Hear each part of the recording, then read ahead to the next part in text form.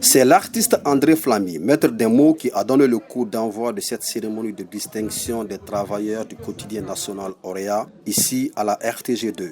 La direction générale, en collaboration avec le ministère de l'Information et de la Communication, a organisé la dite rencontre pour reconnaître à certains travailleurs leurs mérites durant l'année 2022.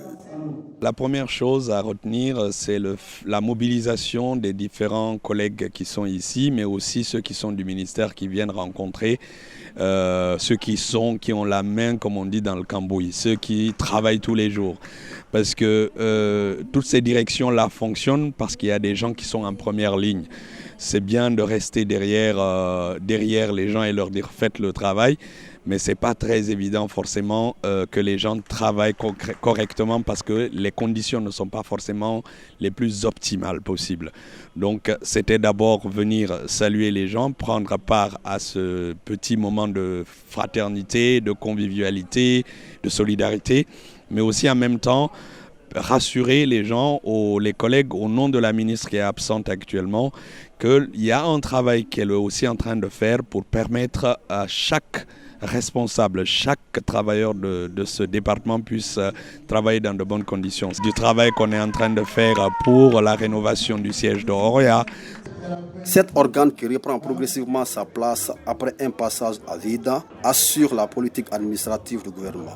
Et dans la dynamique, les responsables veillent sur l'organisation du personnel en vue d'aboutir à de meilleurs résultats.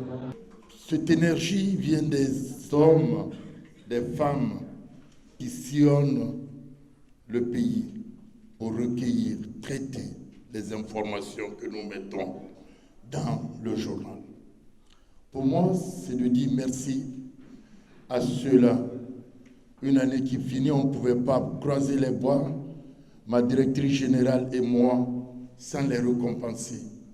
Pour nous, c'est l'ensemble du département ministériel de l'information et de la communication.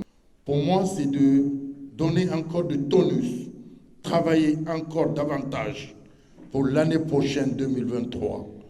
Pour la direction générale du quotidien national Auréa, c'est la meilleure façon de finir l'année et se projeter pour le futur. Cette collation suivie de la photo de famille ont mis fin à la cérémonie qui a enchanté tous les travailleurs et autres invités de Marca présents.